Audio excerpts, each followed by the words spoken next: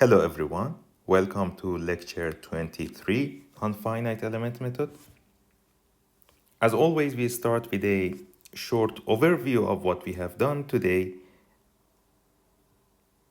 but also this lecture in particular is very important because it summarizes everything and it comes all the way to the stiffness matrix.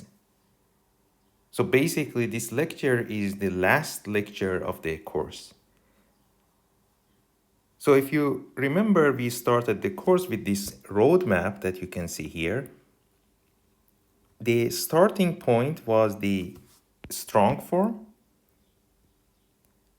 and then we derived the weak form from the strong form, and using shape functions, we went to the approximate form and we went to the natural space and we did the numerical integration using the Gauss quadrature. This was the same thing that we did for one-dimensional finite element method as well as the two-dimensional finite element method. We also discussed about different sources of approximation in a finite element scheme as we deal with.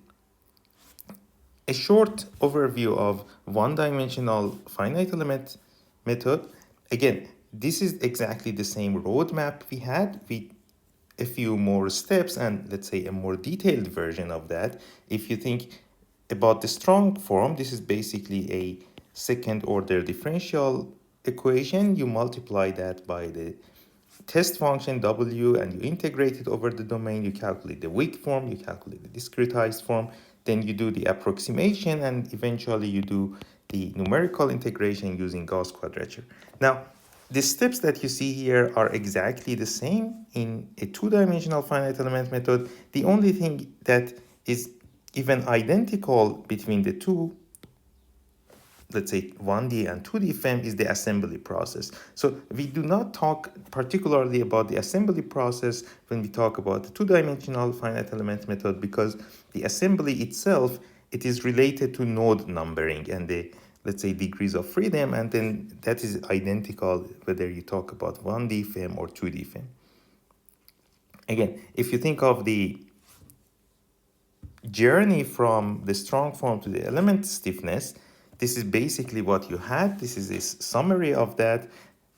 The important thing was that the element stiffness that you get here is a function of x. So after calculating the element stiffness in principle, what you want to do is to also transform that from the physical space to the natural space and then do the integration using Gauss quadrature.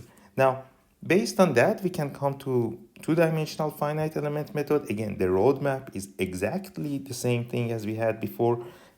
However, for two-dimensional finite element method, you also have a little bit of mathematical preliminaries. The important thing that we use here is the Einstein summation convention, in the sense that if we have an index repeated twice, it means that you have a summation over that index, and we call that a dummy index. For instance, if you think of a dot product between two vectors, you can write it like this, because basically having the index I twice here means it's a summation over that index. So that's the dot product, and then similarly you can also define a double dot product. You can also define a dyadic product, and each of them have some interesting properties that we use, and we also use the Kronecker delta, which is defined as such. So delta ij is essentially the dot product between ei and ej.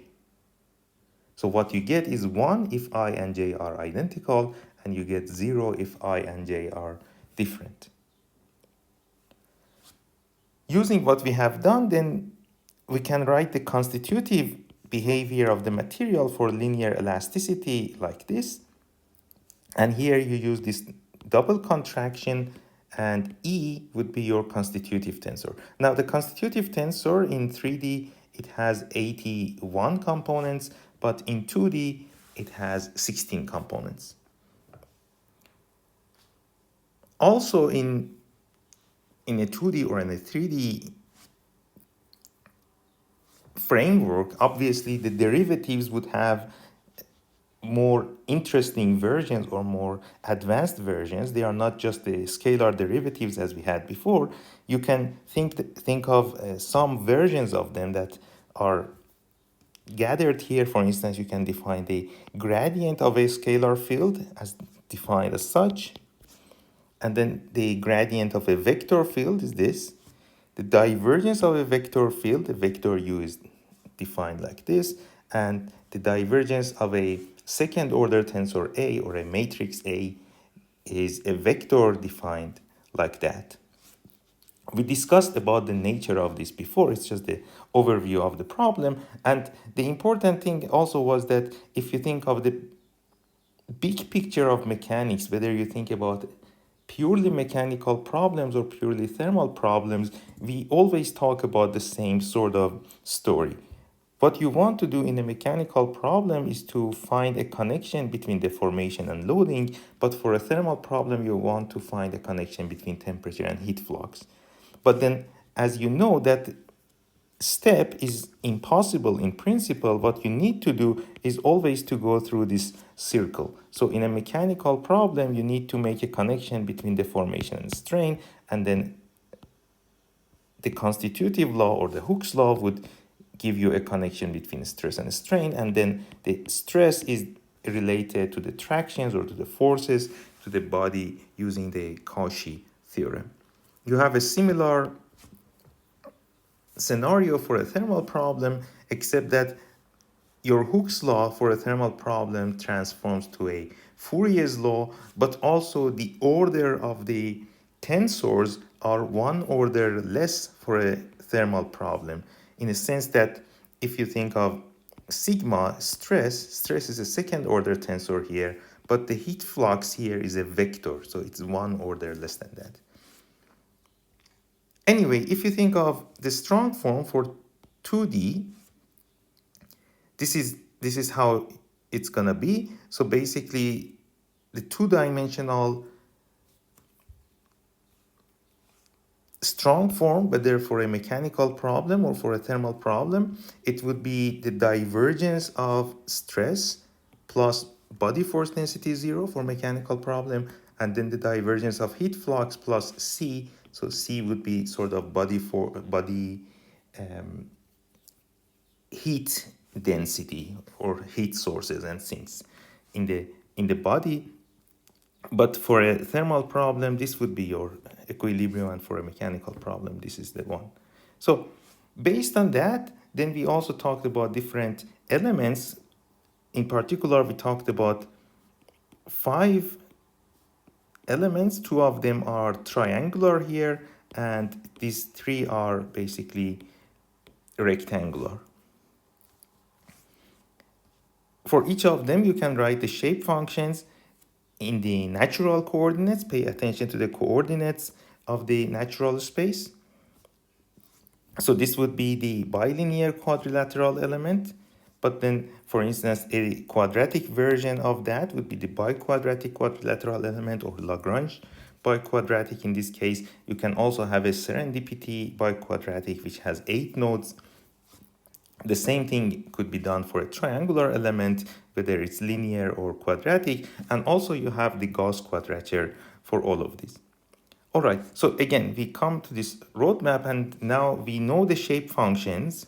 So you know how to go from physical to natural space. So this part is clear. The only thing we need to do is to go from the strong to weak form, and then that's it. So in order to do that, we should distinguish between Dirichlet type boundary conditions and Neumann type boundary conditions. This is exactly as we did also before for the one-dimensional case. So you have your strong form, that's the divergence of stress. You multiply that by the test function, W, and then again, W is arbitrary, and also it is 0 on Dirichlet parts of the boundary. So it has the same properties as we had in 1D, and then you integrate over the domain, you go through the mathematical steps, and this is your weak form. Okay, so you go from the strong form to weak form. Now, the next thing you want to do is to go from the weak form to the approximate form. So you want to bring in the shape functions, the hat functions.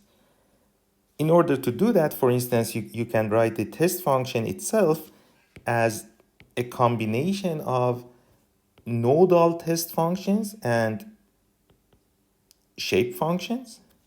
You can do the same thing for the displacement. So the displacement field could be written as the combination of nodal displacements and the shape functions.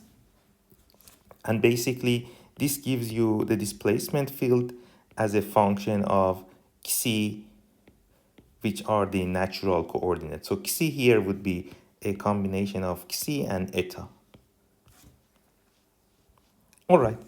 When you do that, and you write your constitutive tensor, obviously using what we had, and then you go through intermediate mathematical steps that we discussed about, you end up with this form. So you end up again with this format of Ku equals F. That is our familiar format for stiffness times displacement equals force.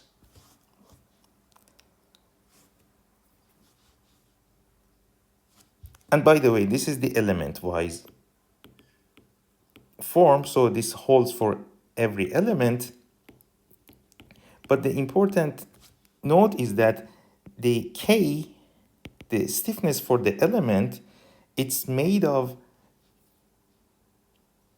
the combinations between pairs of nodes. But then each pairs of nodes, it also has different directions. So let's say between nodes I and J, the stiffness would have 4 components due to the 4 directions, okay? So basically, if you have a, for instance, a triangular element, this would be 6 by 6. In order to understand the meaning of any of these particular components of this stiffness, we also had this analogy to a truss element. So basically, what you need to do, or the way you need to interpret the stiffness between nodes I, J, and directions A and C, is to look at it as the increments of the force at node I in direction A divided by the increment of displacement at node J in direction C. Okay, so basically we want to know the resistance of your structure or your element against the change of displacement. So this stiffness is some sort of resistance. Basically, it tells you if you want to make a change of 1 in the denominator, and if the resistance is 5, then you need a force of 5, something like that. So basically, this is exactly what stiffness is, right? So the spring stiffness is exactly the same thing. If you think of a spring, the stiffness basically tells you how much force you need to make a unit displacement. So this is the way you need to understand that. And once you can sort of feel that definition, then everything is very clear. So for instance, if you think of a triangular element, as I mentioned, you can think of the stiffness of that element as these stiffness boxes between each pairs of nodes, and then each of these would have their own components. Okay, so each of them is a 2 by 2 matrix, and basically for the element that you see here, if you think these are nodes 1, 2, and 3, and then if we decide the directions or the degrees to be 1, 2, 3, 4, 5, and 6, like this as shown in the picture, then you can also express that stiffness in terms of these particular degrees. Okay, so basically here you would have your stiffness for the triangular element. It's a 6 by 6 matrix. You can play the same game for a quadrilateral element. If you have a linear quadrilateral element, so D2QU4N, your stiffness matrix would be 8 by 8. Okay, now that we have that stiffness and we know this is the form, what stops us from calculating this? It still has three issues that we need to address. The first issue is that we don't know what is this E. So we know it's the constitutive tensor, but we don't have a clear explanation. We don't have a definition of that yet. Another problem is that this whole thing is a function of x. So we know if you want to integrate it, you must go from the physical space x to the natural space c. So that's the second thing you need to do. And then when you want to integrate it, of course, you need to use Gauss quadratures. So if we go through these two steps, the last step is actually not too complicated. It follows naturally. Okay, so the first question is, what is this E?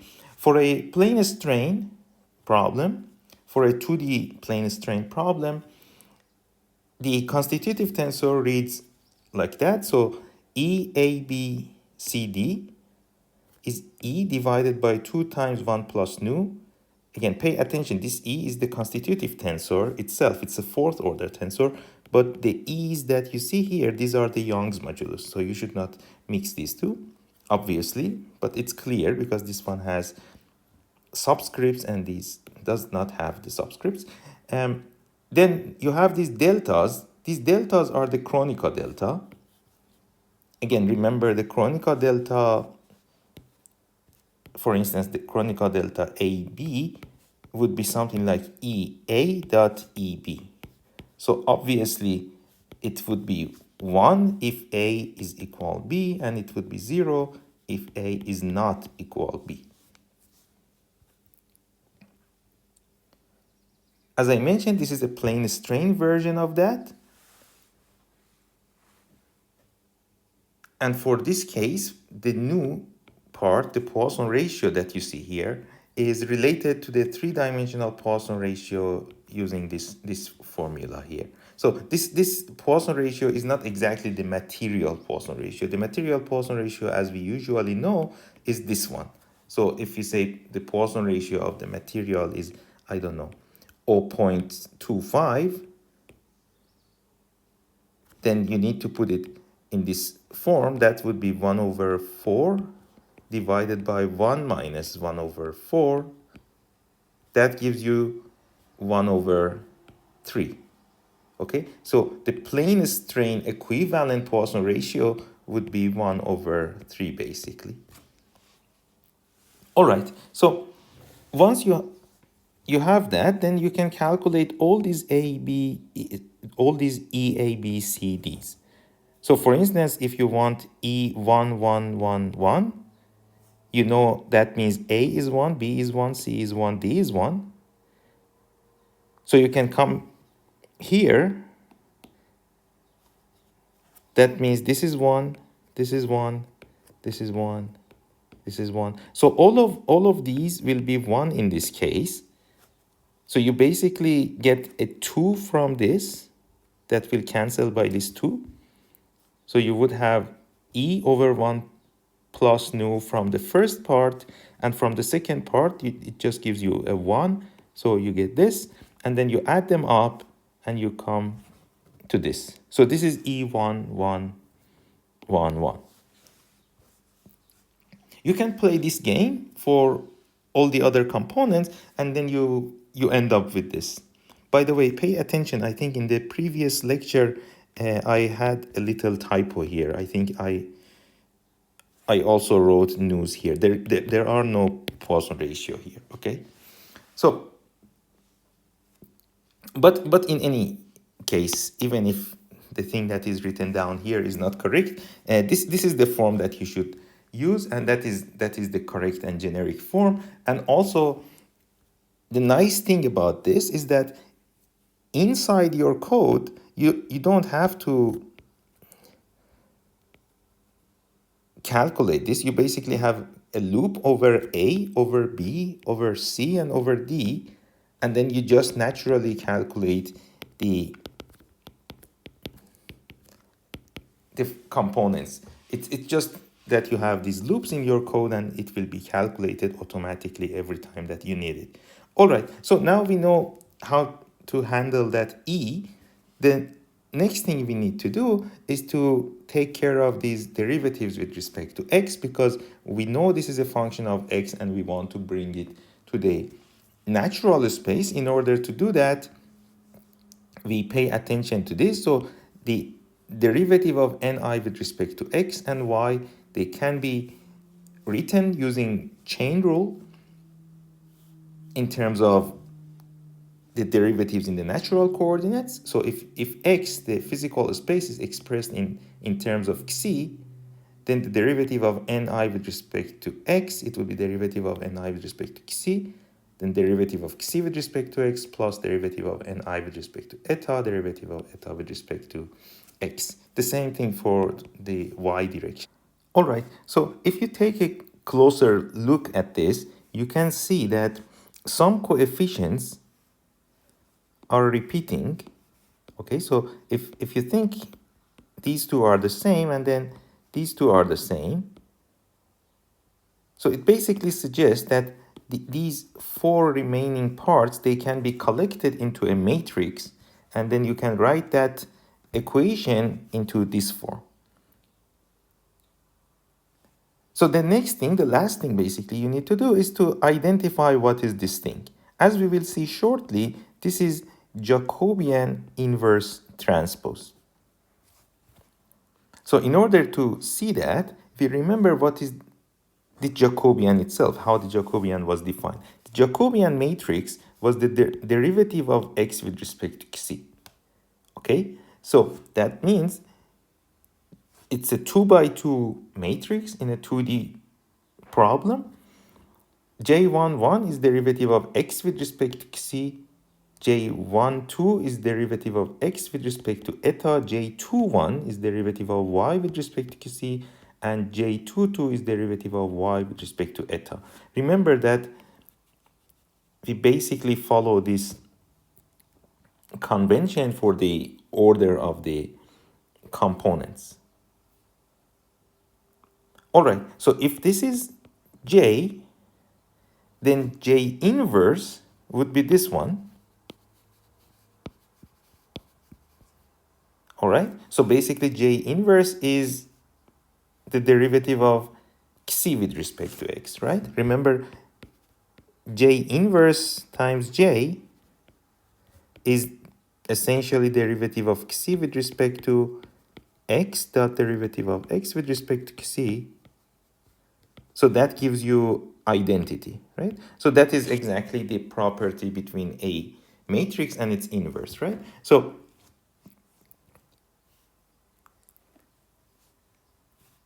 if you calculate J and then if you calculate its inverse, its component can be characterized like this.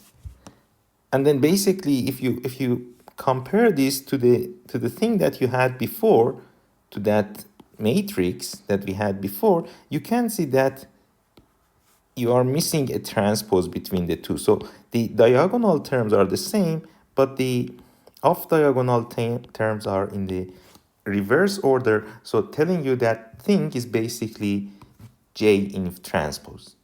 All right. So this is a nice summary of everything that you need to have for J. And using that relationship, basically now you can write these derivatives in terms of x as derivatives in terms of xi. Okay, so we are done here. Now, this is the second problem that we solved. Remember, we had three issues to solve. One was to figure out what was E, now we know. One was to figure out what are these derivatives in terms of x and go from, let's say, a physical space to the natural space. We have that too. And now the last step is to integrate this over the domain using Gauss quadratures. Before I want to do that, let's just have a closer look at J. So again, remember J has four components. J11 is derivative of x with respect to c, J12 derivative of x with respect to eta, J21 derivative of y with respect to x, and J22 derivative of y with respect to eta. Now, if you write each of those using the shape functions, so for instance, again, x basically is written as ni xi,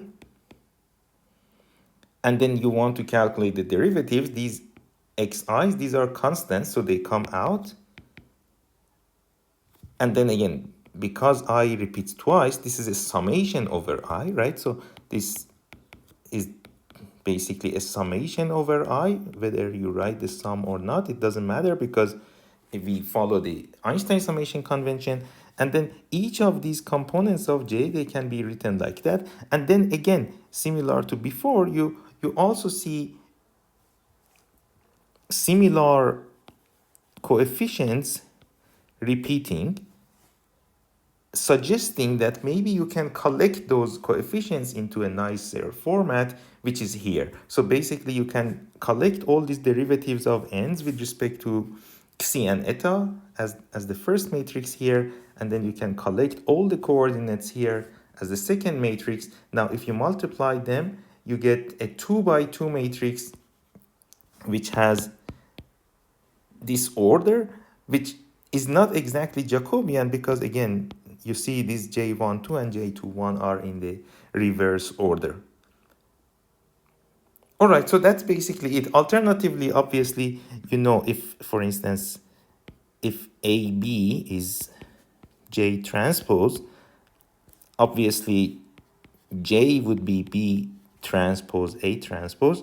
So alternatively, you can just put these two matrices in the reverse order and use their transposes to work for you, and that is this format. Okay, so this works too. And now you have J, you have E, and then the last thing you need to do was that dA. Okay, so dA in the physical space is equal the determinant of Jacobian dA in the natural space. Okay, so you introduce that determinant of J to go from one coordinate to the other, and then basically the alpha factor and then this 1/2, they come from the fact that you have a summation over. All right, so until now, it was a summary of what we have done so far. It was a longer summary than usual. The reason for that is, again, that this lecture is the last lecture and we want to cover everything. Now, based on that, now I want to also summarize that summary again. So we would have a short description of what we have, and then we want to understand that through a series of examples together. Okay, so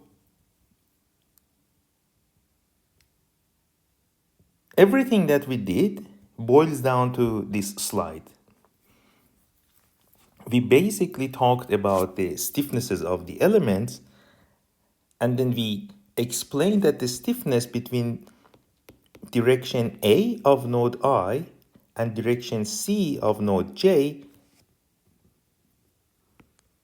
that is written like this, can be calculated for quadrilateral elements using this formula and for triangular elements using this formula.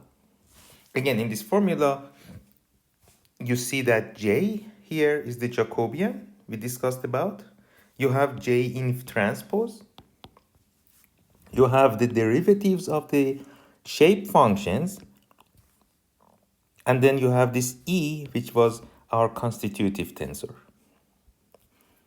Also, you remember that E can be calculated as such for two-dimensional plane strain problems.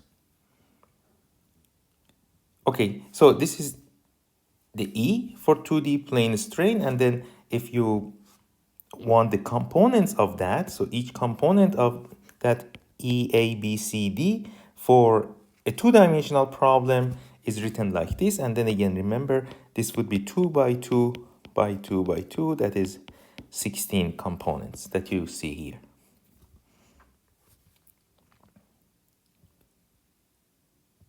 So we have the E's and also the J's, the Jacobians, they can be calculated using this formula. So pay attention, this is 2 rows, node per element columns, and then this one is node per element rows and 2 columns.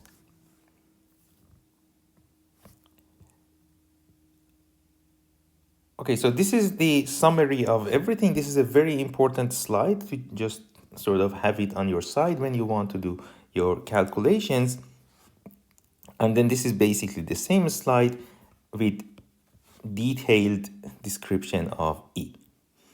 Once you have that, all you need are basically the finite element library that we discussed before. We know these elements, we have the shape functions, and eventually we have also the coordinates for Gauss quadrature. The last thing I want to explain is to better understand the Jacobian. So what is this Jacobian? We define the Jacobian as the derivative of x with respect to c, but maybe we do not have yet a sort of a tangible understanding of that. I want to achieve that using a few examples together. So the first thing you can see here is that if J is defined like that, you can then say, well, then dx is J dxc. So this is very important because basically this relation tells you that J is a linear map from the natural space C to the physical space X. So if you're familiar with mapping between spaces, this is basically a linear map. Again, the definition of J is exactly what we had, but also we claim that the determinant of that J, which is a 2 by 2 matrix,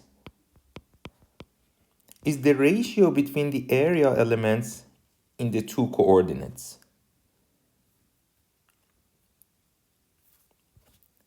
In other words, you can think of this as being another linear map between the area element, between the areas or between the area elements. Also pay attention that often this is also referred to as Jacobian. Okay, so usually you need to pay attention. Maybe we call that just Jacobian, and then you can call this Jacobian matrix to be careful. Okay, but then again, this Jacobian, the scalar Jacobian, is also a linear map between the area elements from the natural space to the physical space. So let's calculate that for a few elements together and see if we can have a better understanding of that.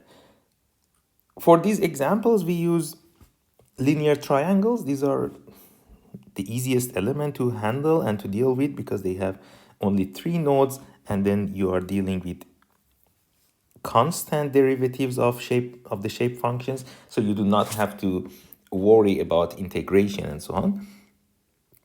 So this is the definition of the Jacobian matrix. This is the definition of the scalar Jacobian as we had before. And this is our usual 3-noded triangular element. So node 1, node 2, and node 3. They are ordered like this, and these are their coordinates. So this is our natural space. Now we keep this part of the slide fixed, and then I'm going to change this physical space from example to example. But this is the first example. So let's say in our physical space, these are the coordinates. So this would be x of node 3, and then the second 0 would be y of node 3, okay? So in the physical space, you talk about x, y coordinates instead of xi and eta. All right, so we have these coordinates, 1, 0 for node 1, 0, 1 for node 2, and 0, 0 for node 3. Now, you need to insert those, you need to bring these into our definition of Jacobian. So you will have that. The x coordinates for the 3 nodes are x of node 1, which is 1, x of node 2, that's 0, and x of node 3, that is 0. So this 1, 0, 0 are those. And then you have the same thing, y1, y2, y3, that would be 0, 1, 0. So that is the relations between the coordinates here. And then you write the derivatives of the shape functions. So you have n1 xi, n2 xi, n3 xi. Basically these three. And then you can see them here, 1, 0, minus 1. And then you have n1 eta, n2 eta, and n3 eta, which are these three. And then you can see them here. So if you calculate that now, so these two matrices, you have them both. And now this would be your Jacobian. So Jacobian is then 1, 0, 0, 1. This is not really surprising because you can see that in this particular example, the coordinates that we used here are identical to the coordinates that we had in the natural space. So we kind of expected to have identity for the Jacobian. So that is the Jacobian for this. Now, what do we expect for its determinant? We also expect the determinant to be 1, obviously, because it's the same element. And if you calculate the determinant of that, you also get 1. Now, pay attention to the numbering of the nodes. Here we have 1, 2, 3, the same way that we had them here, 1, 2, 3. In the next example, I want to change what is in the physical space. So we do this one now.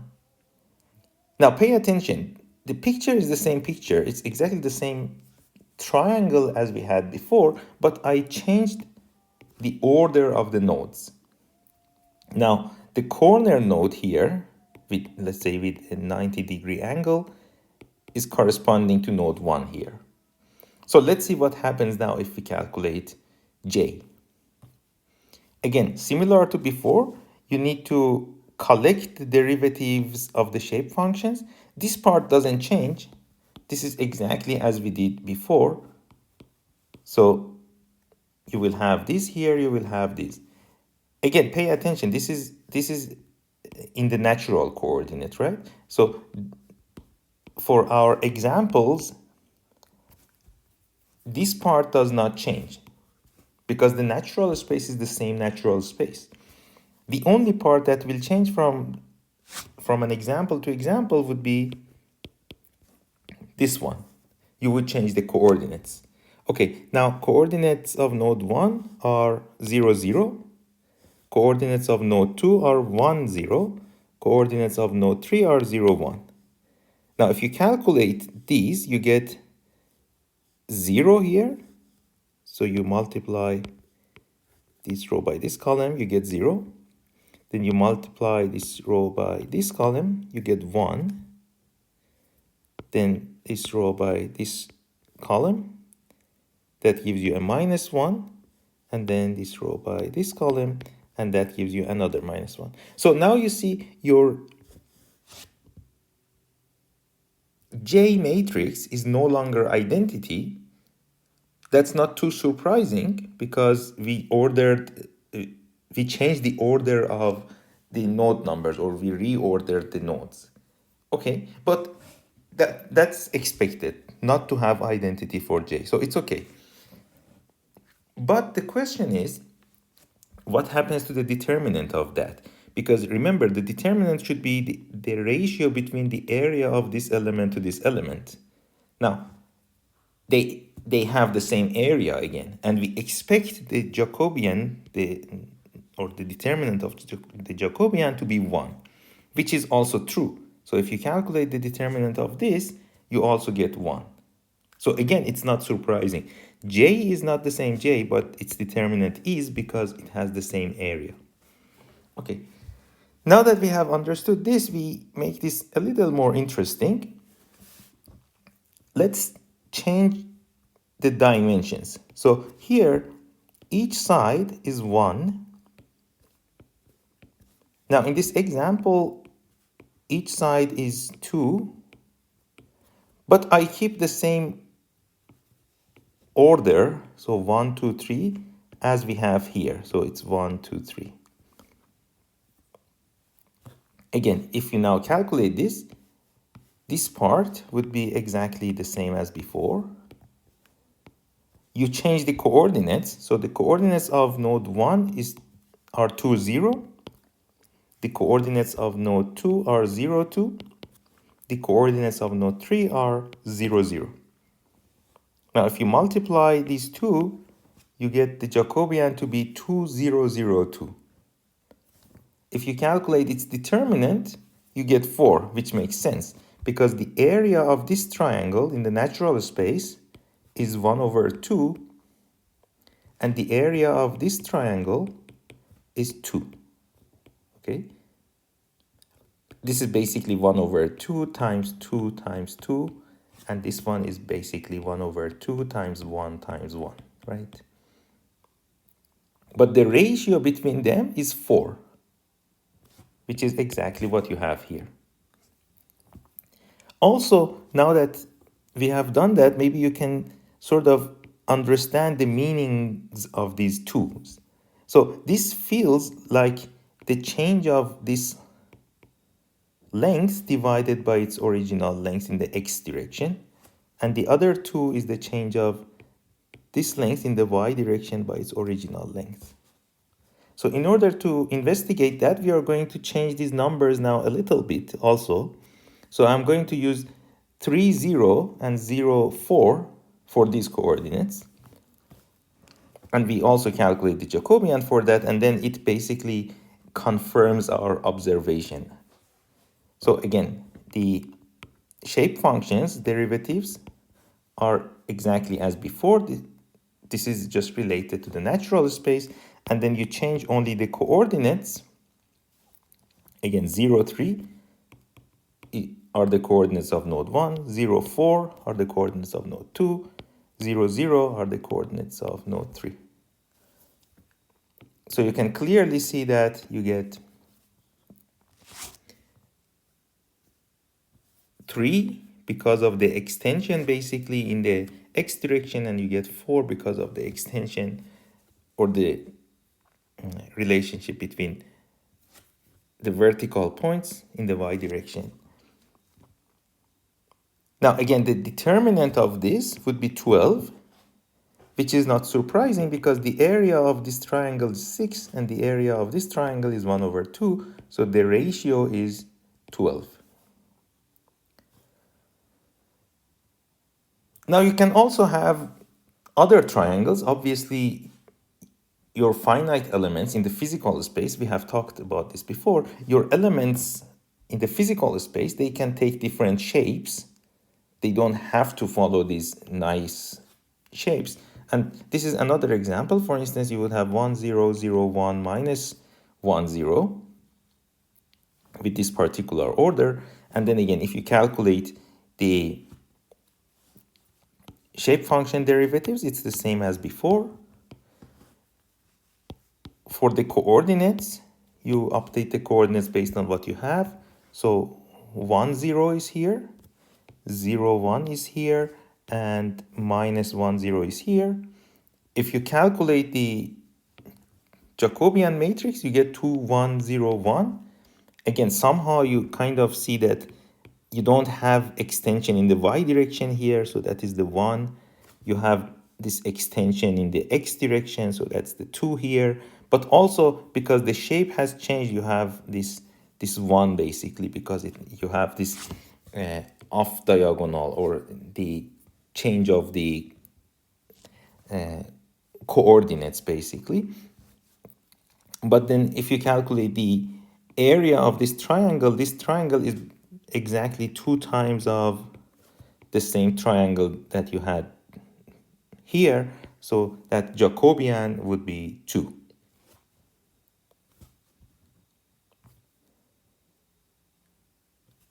Another interesting example is to just sort of flip that example a little and then also reorder the nodes. So if you think about this one, you also see a similar story. So you can now see that you get kind of identity in xy direction, and you get this off diagonal term again because of that rotation sort of in this example. And then again, obviously the area here is also 1/2. The area here is 1/2. So the ratio is 1, and the determinant of Jacobian is 1. So I hope through these examples you have understood the meaning of Jacobian. This is only for triangular element, or the examples are for the triangular elements, or again linear triangles. But we did that because these are simple and we don't have dependence on xi and eta. Otherwise, you can play the same game and you can see the same thing for other elements. Okay, so now that we have understood the Jacobian, what we want to do is to calculate the stiffnesses for a few elements, for a few examples together. We take this particular example that we used, so this would be our physical space. Again, this is the nicer example where the coordinates of the physical space, they coincide with the coordinates of the natural space. So the Jacobian here would be identity. Again, this is just for example to make it simple, but we will have more complex examples to come. So in this case, if you want to calculate the stiffness, again, remember the stiffness itself would have this 3x3 format, and then each of those blocks, it would be a 2x2 matrix by itself.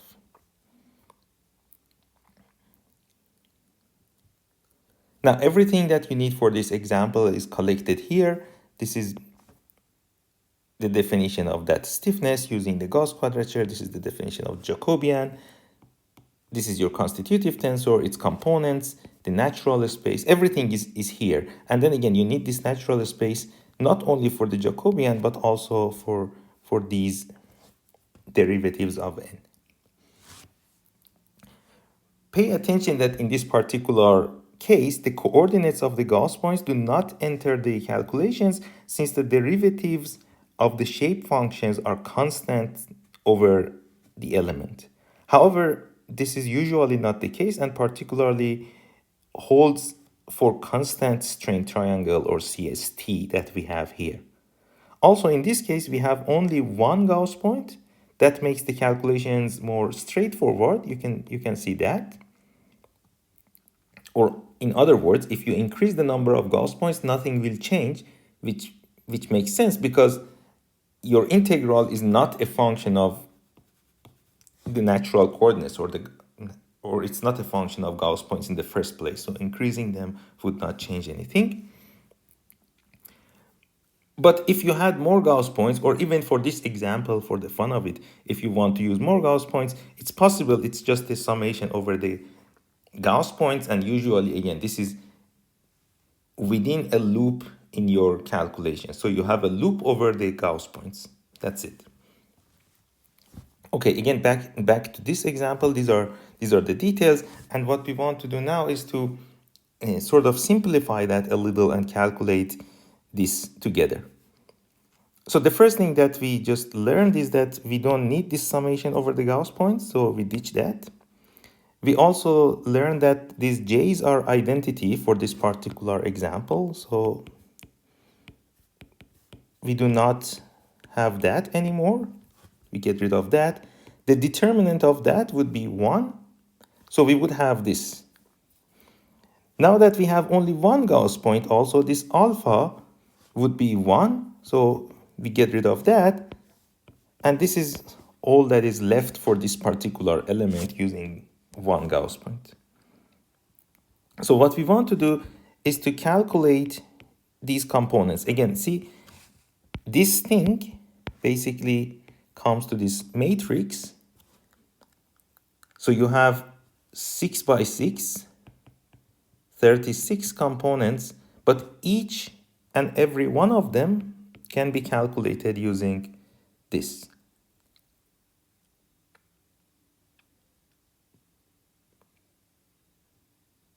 All right, so let's start from the first one. Again, this would be the first one. This is our K1, 1, 1, 1. K1, 1, 1, 1, if you want to calculate it using this, it would be 1 over 2. Okay, this is the 1 over 2 that we have up there. So this 1, 1 superscript means it's ij, and then the subscripts 1, 1 means these are AC. So here you would have N1 Xi because I is 1, and then because J is 1, you have also here N1. Okay, so N1 Xi here and here. The B and D, these are dummy indices, these are summation indices, so they stay where they are, and basically having them repeated twice, it just means that you have a summation over B and D from 1 to 2, and 2 is the problem dimension. And then again, you have now A and C here to be also 1. Okay, so this thing is a more explicit version of that for 1, 1, 1, 1. All you have to do is to go through these summations and write those 4 terms. So the first term is where B is 1, D is 1. So you would have N1 Xi1, N1 Xi1, and then the E would be E1, 1, 1, 1. Then you repeat this for B1, D2, for B2, D1, and for B2, D2. Okay, so you would have E1, 1, 1, 1, E1, 1, 1, 2, E1, 2, 1, 1, E1, 2, 1, 2. Now, these 4 E's that you have here, you can actually see them here.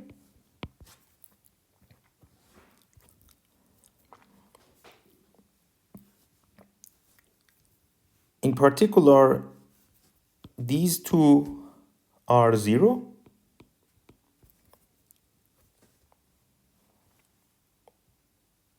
So it brings us to this, and then we can cancel or we can omit those terms that are multiplied by 0, and then we would have these ones. So in these ones now you have E1, 1, 1, 1, which we know what it is, and we have E1, 2, 1, 2, which we also know what it is. Then you have these N1 Xi1, N1 Xi1 here, N1 Xi2, N1 Xi2 here. So that's the only thing that we need to do. Now N1 Xi is the derivative of N1 with respect to Xi. Okay, so this would be this. Remember, derivative of N1 with respect to Xi, it has 2 components. This is the first component, this is the second component. So N1 with respect to Xi is a vector 1, 0. N1 with respect to Xi 1, therefore is 1. N1 with respect to Xi 2 is 0. So this 1 is just here, and this 0 is that. Okay, so you insert these. This would be 1, this would be 1, this is 0, this is 0. So the second term also doesn't do anything, and eventually you come to this. So in summary, K1111 is 1/2 of E1111, which is E divided by 2 times 1 minus nu squared. So again, this was E1111. Okay, so we did this for one of the 36 components. That means for this big matrix, now we know only one of the components. One very interesting thing is that if you calculate this stiffness correctly, you always see that it is symmetric and its determinant is 0. These are very interesting properties for you to check. So also it tells you that you do not have to calculate the whole matrix. So if you calculate half of it, you know the other half follows from the symmetry property. So that's one thing.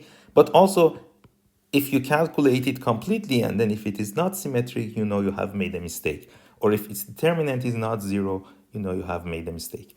All right, so this was the first component. Now, for the 36 component, obviously we can play the same game. What I want to do is to just show you what are the results for this. I'm not going through the details. I just write the last results, and I hope I haven't made a mistake, but you can basically check your calculations for this. So, by the way, pay attention to these colors. So I'm using this, let's say the orange, yellow, and pink color for the following 3 slides for these 3 boxes. So the orange box here is this. So we have those 4 components, then you have the next box, and then you have the next box. Also pay attention, these are all for that particular element that is, yeah, that's not nice. So that is following exactly these node numbering similar to what we had in our natural coordinates, and also the Jacobian was identity for that, right? So this is for that particular example still, right? All right, so that now we have that, we can also play that game for the entire matrix. And again, I hope there is no mistake here, but for the entire matrix, if you play that game, you end up with this. And then again, pay attention to these coordinates. All right, so for a linear triangular element, constant strain triangle, or CST, we use only one Gauss point. So increasing the number of Gauss points is not going to change the results, because the coordinates or the natural coordinates that enter into our equation here, they are not a function of xi and eta. The stiffness of this element, it's a 6 by 6 stiffness matrix. Again, as we mentioned, it's symmetric, its determinant is 0, and for a particular example here with these coordinates, this is the structure of the stiffness. Again, if you pay attention to this, you can clearly see that there is a symmetry in this stiffness matrix. But what we want to do also is to evaluate this for a particular set of material parameters. So for instance, if you think of E and nu as this, so for instance, if nu is 0, that is a fully compressible material, and E, Young's modulus, is 10, this would be your stiffness matrix for a linear triangular element, and here I emphasize that's using one Gauss point. Now, in the next example, I'm going to increase this Poisson ratio a little, so it is not fully compressible. And you can see clearly that some of the components of the stiffness matrix, they change, and some of them, they don't. So if you compare this one, you can see there are components here that they are zeros here. Now in the next matrix, some of them, they remain 0, and some of them not. The reason for that is that some of these components were multiplied by Poisson ratio. So in the previous example where the Poisson ratio was 0, they vanished. Now, increasing the Poisson ratio a little is going to change this a little more. And if, for instance, this is 0.75, this is what you get. And also pay attention that these components, they increase rapidly when the Poisson ratio is increasing. Okay, so remember, Poisson ratio at its incompressibility limit is 1. So these components, these are exactly those components that they had something like nu or nu squared maybe in their denominator. So if nu goes to 1, they will increase rapidly. So they show a strong stiffness against, let's say, the change of area because of that. Okay, so these were some examples only for you so that you can also check against your own calculations. Whether you do these calculations using computers or by hand, these are useful. Now, we want to play the same game using bilinear quadrilateral elements. Now, for this case, your stiffness matrix would be 8 by 8. And for this particular set of coordinates, so if you assume that you have a square with its coordinates being minus 1, 1, 1, minus 1, 1, 1, and minus 1, 1. So these are nodes 1, 2, 3, and 4. For this particular example, this would be the element stiffness in its parametric form using only one Gauss point. Okay, so as you may guess, one Gauss point is not enough for this type of element. So in order to show that, we are going to evaluate this now for a particular set of material parameters too. So for instance, again, using one Gauss point, if you use this set of material parameters, E10, Poisson ratio 0, this is what you get for your stiffness matrix. Now, what I want to do is to calculate the same thing using more Gauss points. So basically, if you have one Gauss point, if you remember, for this type of element, that was in the center. But if you have 4 Gauss points, then they are distributed like this. So in the next example, I'm going to calculate exactly the same thing, but using 4 Gauss points. Now, if you compare this stiffness to the next one, you can see that it changes. Okay, so this is using 4 Gauss points, and this one is using 1 Gauss point. However, you should pay attention to components like this, for instance.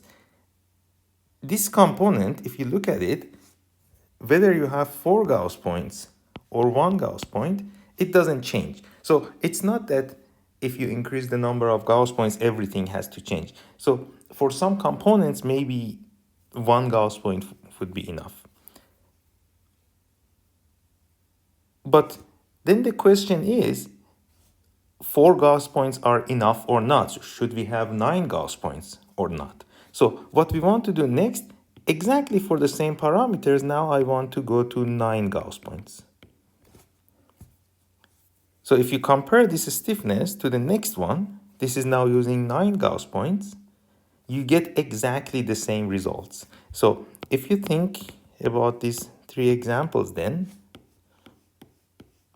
let's say you have 1 Gauss point here, you have 4 Gauss points here, and then you have 9 Gauss points here. For a bilinear quadrilateral element, these two are the same, but these two are not. Okay, so basically 4 Gauss points would be enough.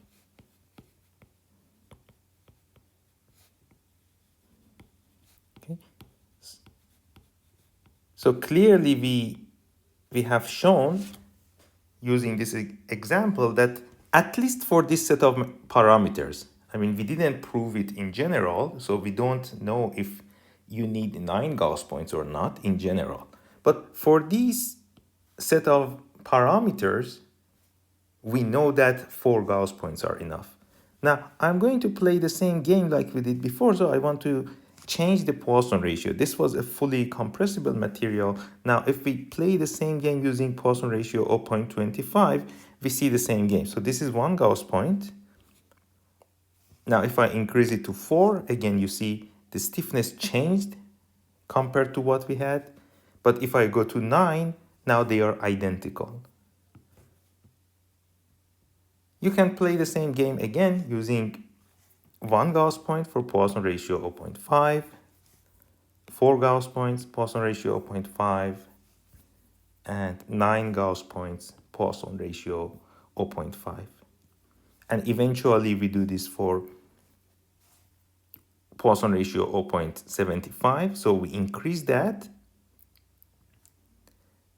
towards a more incompressible material, and then again for 1 Gauss point you get this, for 4 Gauss points you get this, for 9 Gauss point you get this one, which is, again, if you just compare these two, they are identical. So basically, again, we have proven that 9 Gauss points are enough. Sorry, that 4 Gauss points are enough for this type of elements. So, all right, so this was everything I wanted to show to you. If you remember, the goal was to calculate the stiffness matrix using the definition that we had. So this was basically the goal, and now we know exactly how to calculate each of these components. For quadrilateral elements, we know how to calculate them. For triangular elements, we know how to calculate them. We know exactly now what Jacobian means and why we have these determinants here, what is their physical interpretation, and we know how to calculate the components of the constitutive tensor. And of course, once you calculate each of these components, all you have to do is to put them into that stiffness matrix altogether. Then you find your stiffness matrix for your element. The last thing you need to do is to assemble these stiffness matrices together based on your boundary conditions and node numbering and so on. But we have done that already in the first half of the semester, and you know how to do that.